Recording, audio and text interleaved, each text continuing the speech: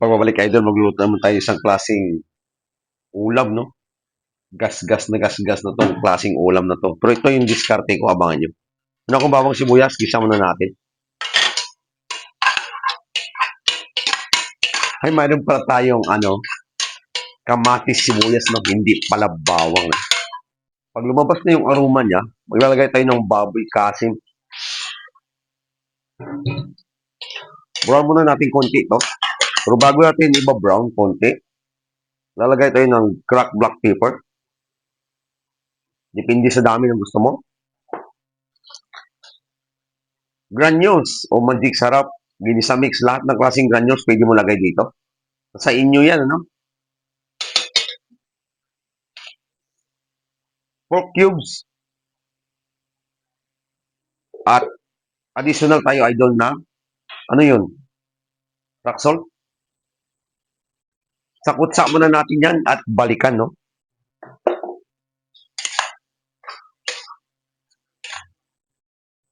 Pag nasakutsa na natin yan, idol, at lumabas na yung katas ng baboy natin, maglalagay tayo ng water. May idea na kayo kung ano lulutuin natin? Depende sa dami ng gusto nyo, no? Additional tayo. At kung mahilig sa sabaw, pwede mo dagdagan.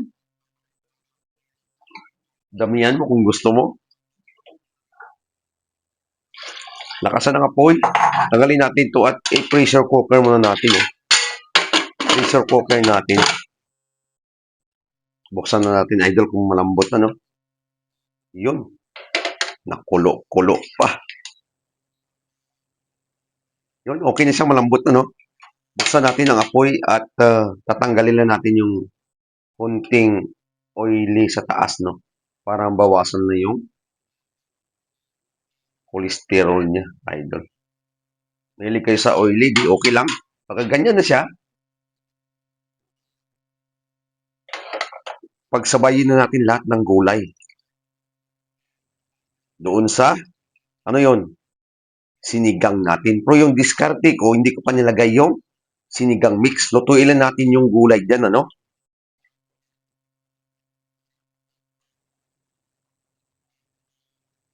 Pakuluin. At pag naluto na yung gulay, saka natin ilalagay yung sinigang mix. Kasi pag nilagay pa ng sinigang mix yan, matagal luto yung gulay. Napansin nyo ba? Pag luto na yung mga gulay natin, ika nga sabi ko, no? Yan, no? Yan yung isang technique ko. Lalagay natin yung gabi sa sinigang mix or sinigang mix, no? Wala akong nakuha na sariwa. Depende sa asim na gusto mo. Sa kumakain, no? Yung sa bahay, kung ayaw naman masyadong maasim, doon tayo sa hindi masyadong maasim. Bago tayo magtapos, ika nga tikman natin.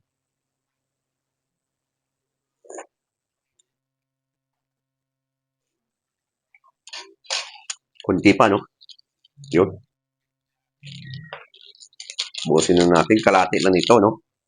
Kasi kalate na tilalagay natin yung finger paper, no? At luto na yung pork sinigang natin. Patay ko na apoy. At yun mga idol, kain na tayo, no? Bago tayo magtapos, ika nga, huwag niyo kalimutan mag-subscribe sa YouTube channel ko, TikTok account ko. Like, share, comment, at salamat lagi idol sa suporta. Bye-bye mga idol. Kainan na.